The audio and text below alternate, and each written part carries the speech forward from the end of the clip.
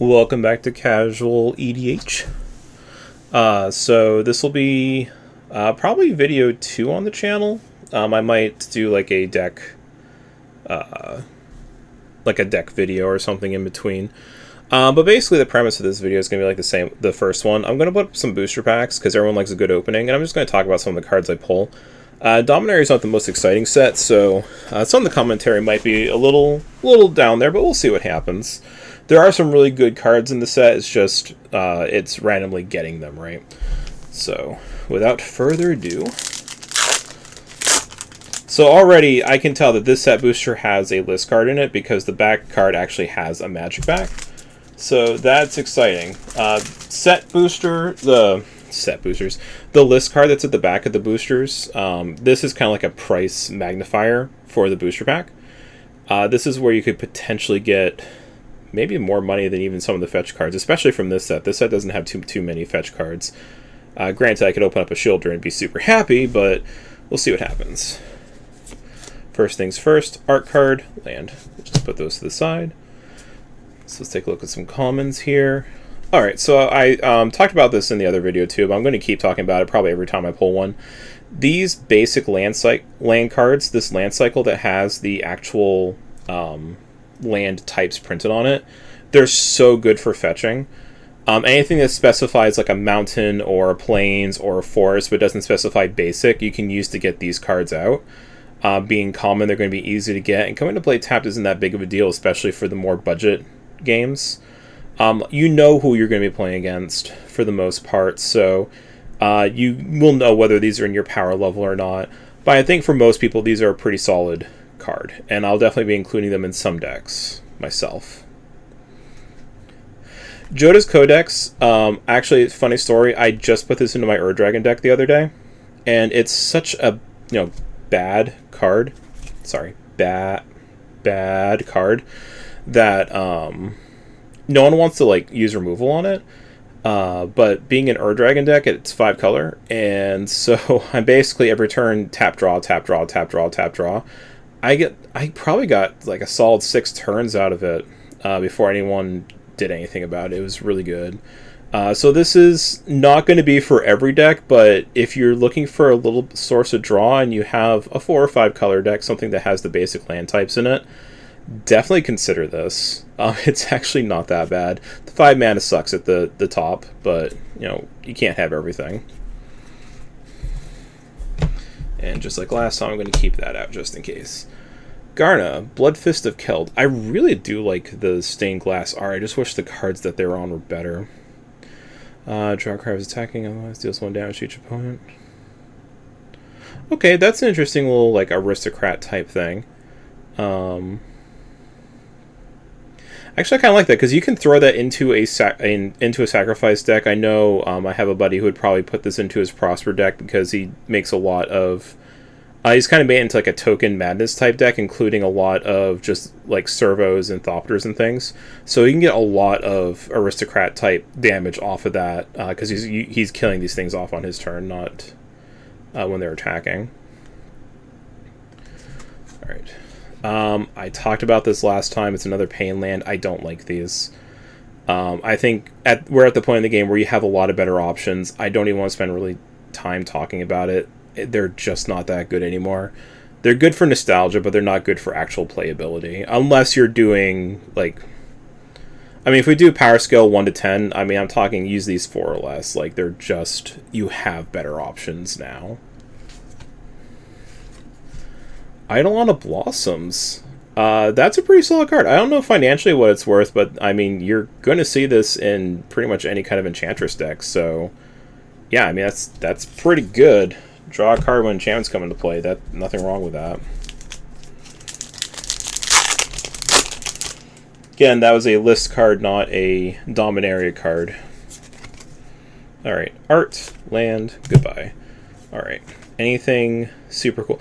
Okay, you cannot tell me that is not crazy good art.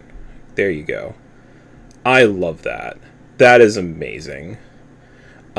I don't think it's a great card, but I love the art. I would get a print of that, personally. Oh, another one of the land cycle. We got the Dimir one. There's that Garna again, except not her stained glass. Alright. Volhar. I actually don't remember this one. He's Phyrexian, so you know he's a bad guy. Draw a card, discard a card. Oh, yeah. I'm not too excited about that. Always excited for Elis Ilkor, though. I'll talk about him every time he pops up. So good for aristocrats. If you do not have him in a black-white aristocrat deck, just put him in and see what happens.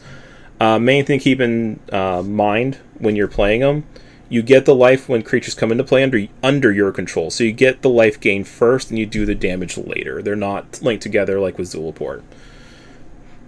Which I personally find better. Threats undetected. So it's funny because there's a card, I think it's Realms Uncharted from Zendikar, that has basically the same art except not quite as evil. I think they want to do a throwback so they're like twinsies, like, oh, look what happens later on, but that one was from Zendikar? And this one's in Dominaria, so it's a little weird. Like it didn't quite hit as the way I think it should have. Also the fact that you put the creature cards back into your library and not into your graveyard, which with Realms Uncharted, they did go into your graveyard. That does make it a little bit weaker, but it's a pretty solid card. If basically you have 3 creatures that can end the game, then you just play this and you're guaranteed to get to at least one of them, right? So, yeah, I mean, there's solid reasons to play it. I'm probably not going to put it into any of my decks personally, but I can definitely reason why you'd want to. It's not a bad card. The trappings around it, the art and the theme of it, are where I get confused, but the actual card itself's alright.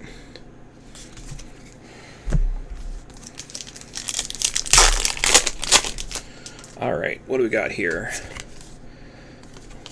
Ooh.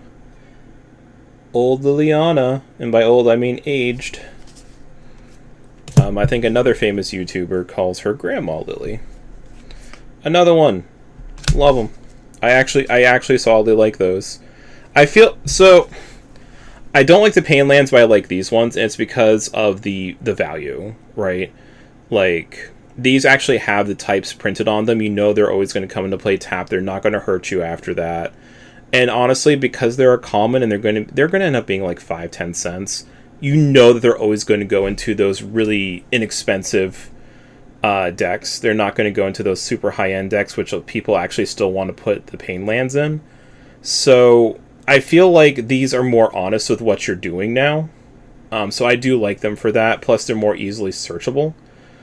Are they actually better than the pain lands? Actually, the pain lands are probably better than these, just from a playing standpoint. But I think that people try and shoehorn in the pain lands because they think they have to go into decks, whereas people are going to play these and they're going to know what they're doing, right? And I think that's the difference. So that's why I like these better, but I'm still going to crap on the pain lands because I don't think they're that great for those reasons.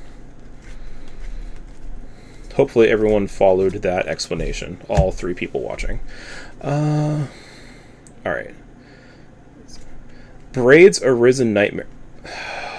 Okay, I'm going to get back to Braids in a second. I literally just was talking about these, so I'm just going to throw it up there. I do not like. Alright, so Braid's Arisen Nightmare. I like Braids. I think this art is straight up just some of the best art on a Magic card. It's so good. And being able to just force people to sacrifice stuff at the end of turn, it's a lot more fair than Braid's Cabal Minion, and there's a reason why she's a ban card and this one isn't. But I think this is still a really solid card. I like her.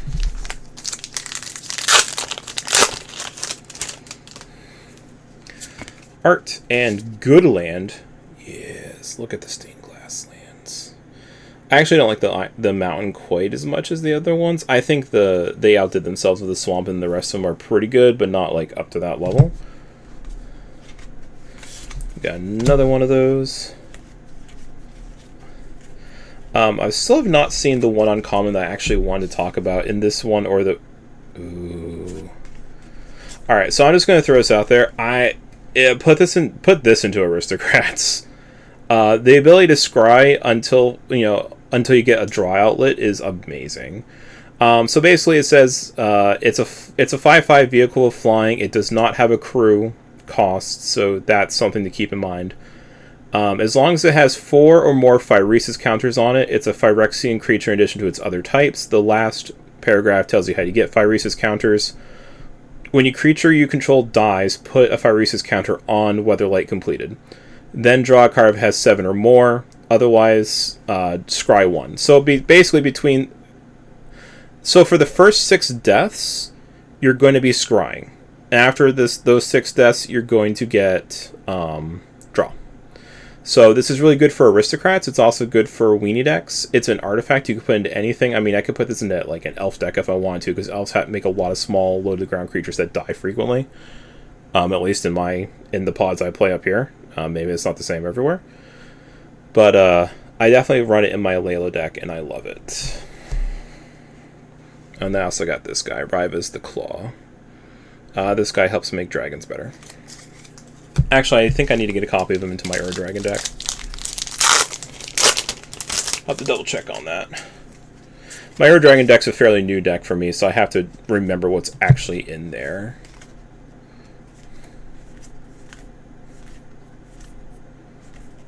Alright.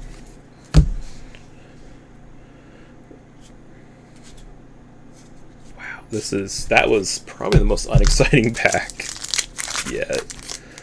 Oh, I'm sorry. I didn't even have anything nice to say about it. It was just boring. Alright. I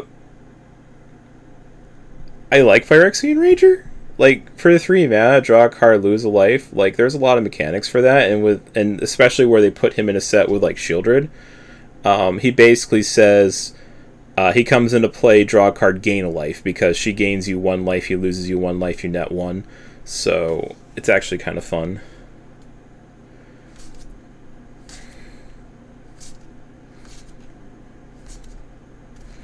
Braid's Frightful Return.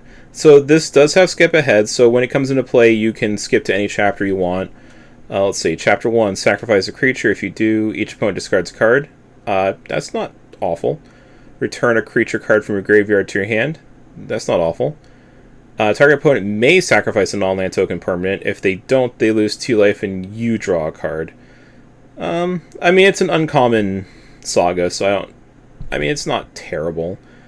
But look at that art. Kind of reminds me of Boy Vare, which if you haven't seen that particular channel on YouTube, it's weird. Ah! Hey, speaking of braids. I like the stained glass art better, but that's still some pretty solidly good art. Oh my gosh, we're done. Alright. So I did this with the last video, and I'm going to do it again. Let's see. I think this one. Just kind of a way to mark history. Just making a little signature. This one is CG2. If somehow I actually make it anywhere on YouTube, that might be as a prize or something in the future. It's like an NFT, except it's real. Oh my gosh, real NFTs? Who'da thunk? Alright. You all have a good one.